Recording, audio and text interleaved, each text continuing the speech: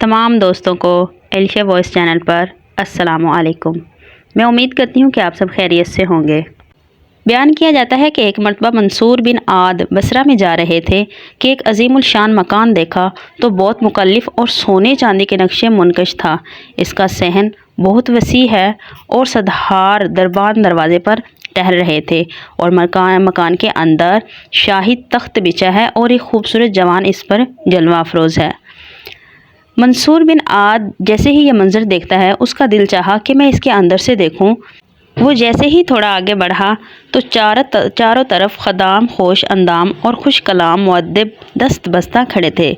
منصور کا کہنا ہے کہ یہ دیکھ کر میری عقل دھن رہ گئی، چاہا کہ خود اندر جا کر حقیقت دریافت کروں مگر دربانوں نے جانے نہ دیا۔ اتفاقاً وہ کسی مشغلے میں مشغول ہوئے تو میں فوراً مکان کے اندر چلا گیا۔ یکایک امیر نے عورتوں کو بلایا اور سب ہوا خوابوں کو رخصت فرمایا۔ اس کے آتے ہی سارا مکان ایسا روشن ہو گیا کہ جیسے رات کو آفتاب نکل آئے اور صدیاں لونڈیاں باندیاں اس کے ساتھ کوئی خوشبو لگاتی، دل الجھاتی، زلفیں سلجھاتی ہوئی، سرگرداں و حیران اور آئینہ دکھاتی خوشبو لگاتی۔ غرض ہر ایک کسی نہ کسی کام میں مصروف تھی۔ پھر وہاں کوئی مرد ذات نہ رہا، صرف اپنی جان پر کھیل کر یہ کھیل تماشا دیکھتا رہا۔ اچانک بادشاہ کی نظر پڑی، آتش غضب سے سلک گیا۔ ماند شعلہ افرو خاطہ ہو کر کہ تیرے سر پر موت کھیلتی ہے جو تجھ کو محل سرا میں کھیل تماشے کے ہیلے لائی ہے۔ میں خوف سے کانپ گیا، خوشامد سے جان کو بچایا کہ آتش غضب کو عاجزی کا پانی بجھاتا ہے۔ جب اس کا غصہ کم ہوا تو کہا، تو کون ہے، کہاں سے آیا ہے؟ عرض کیا، خطا وار ہر سزا کے سزاوار ہوں، طبیب ہوں، امراض دل کا معالجہ کرتا ہوں۔ فرمایا ادھر آؤ، کچھ کلام سناؤ۔ تب میں نے نڈر ہو کر صاف حاکم حقیقی کا بیان کرنا شروع کیا۔ فرمایا، اے بادشاہ، تیرے پاس عورتوں کا ہجوم ہے، ملک میں ظالموں کی دھوم ہے۔ کیا نہیں جانتا کہ اس وبال سے تیرا اعمال نامہ مالا مال ہو گیا اور تو سخت گنہگاری میں مبتلا ہو رہا ہے؟ ذرا ہوش پکڑ، اس قدر مستی حکومت سے نہ اکڑ، خدا کو نہ بھول، خودکشی کے نشے سے اس قدر نہ پھول۔ انصاف کے دن ہر زبردست زیر دست ہوگا اور زیر دست زبردست سے، دودھ پانی سے اور پانی دودھ سے جدا ہوگا اور دوزخ ایسی زبردست آواز کرے گی کہ پتھر پانی ہو جائے گا۔ نیکوکار سرخور اور بدکار سزاوار ہوں گے۔ فی الحقیقت دنیا اور معاملات دنیا دل لگانے کے قابل نہیں ہے۔ تو عورتوں کی محبت میں چور ہے، حوروں بہشتوں سے دور ہے۔ اگر جنت کی نعمتوں کا مزہ چکھتا اور حورانے جنان کو ایک نظر دیکھتا تو اللہ لذت دنیا اور اس محبت یعنی زنان میں ہرگز گرفتار نہ ہوتا، اور مرنے کے بعد اگر عورتوں کو دیکھیں تو بدبو کے سوا کچھ حسن و جمال بھی نہ پائے گا بلکہ نفرت آئے گی۔ بس ان کی صحبت سے درگزر ہوں اور حورانے بہشت کو طلب کر کے خلقتے ان کی مشکو کا فور یعنی زعفران سے ہے، اور جمال و باکمال نہ کسی آنکھ نے دیکھا ہے انہیں اور نہ ہی کسی کان نے سنا ہے۔ اوے بدبخت، تم نے کس طرح ان عورتوں سے اس دنیاوی زندگی سے اتنا دل لگا لیا ہے کہ تو اپنے خدا کے احکام کو بھول گیا ہے۔ تو نے سب کچھ بھول دیا، ان لونڈیوں کے سوا تمہیں کچھ نظر نہیں آتا۔ تو کتنا کم بخت ہے کہ ان عورتوں کی محبت میں کھو گیا ہے۔ یہ تمہارے لیے بہت ہی زیادہ غلط ہے۔ تیری باتیں تیری جی میں کارگری ہو گئی۔ تو کس طرح ان سے اتنا پیار اور محبت کرنے لگ رہا ہے۔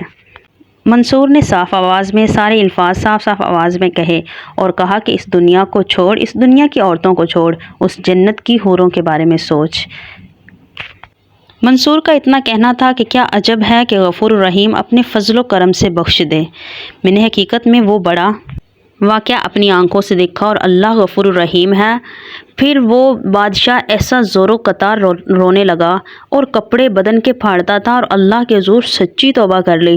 آخر محل کو چھوڑ کر چلنے لگا تو عورتوں نے کہا کہ حال میں ہم تمہارے شریک رہے ہیں اور اب تم ایسے اکیلے ہمیں چھوڑ کر جانے لگے ہو۔ بادشاہ نے کہا، نہیں، آپ سب کو ساتھ لے کر جاؤں گا۔ پھر سب نے رات کو ہی لباس شاہد دور کیا اور بھیس بدل کر پھر رات ہی رات سب کو ساتھ لے کر چلا گیا۔ عرصے کے بعد جو میں اس محل کے سرائے کو گیا تو اجاڑ پڑا دیکھا کہ دن میں بھی ڈر معلوم ہوتا تھا۔ پھر تائید الہی سے اتفاقاً بیت اللہ گیا، دیکھا تو عبد المالک موجود ہیں اور طواف کعبہ میں مصروف تھے۔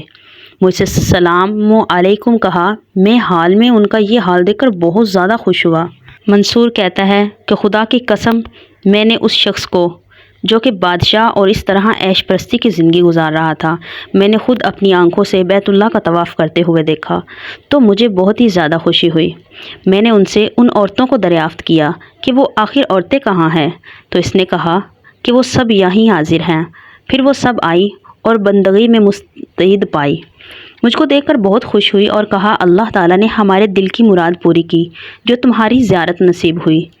حضرت ہم جیسے گناہ گاروں کو بھی اللہ تعالیٰ نے بخش دیا کہ جان و مال سب اس کی محبت میں کھو دیا ہے۔ اب ہم نے فرمایا بے شک اللہ تعالیٰ اپنے تابع دار کو بخش دے گا۔ منصور نے ان سے کہا کہ تم ہر حال میں اپنے رب سے معافی مانگا کرو، بے شک ہمارا رب بہت غفور الرحیم ہے، وہ ہمیں ضرور بخشے گا۔ منصور کو یہ عورتیں اور اس طرح عبد المالک کو دیکھ کر بہت ہی زیادہ خوشی ہوئی۔ اس طرح منصور اور سب نے مل کر جوش و خروش میں ایک نعرہ مارا اور جان بحق تسلیم کی۔ عبد المالک یہ حال دیکھ کر بہت غمگین ہوا، کہا افسوس ایسے وقت میں مجھ سے الگ ہوئے۔ پھر بخوبی ان کو کفن دیا اور دفنا دیا گیا۔ اس کے بعد وہ بھی رحلت کر گیا، اس کو بھی دفنا دیا گیا۔ لوگوں نے بہت افسوس کیا۔ میں نے اس کی قبر پر بحث کی اور لوگوں کو عذاب قبر سے ڈرایا اور جنت کے آرام کا مسردہ سنایا۔ پیارے دوستو، اگر آپ اس طرح کے سچے واقعات سننا چاہتے ہیں تو اس کے لیے ہمارے چینل کو سبسکرائب کر دیں اور ساتھ میں لگے بیل آئکن کو دبانا بالکل بھی نہ بھولیں تاکہ نیکسٹ آنے والے واقعات کی نوٹیفیکیشن آپ کی اسکرین پر پہلے دکھائی دے سکے۔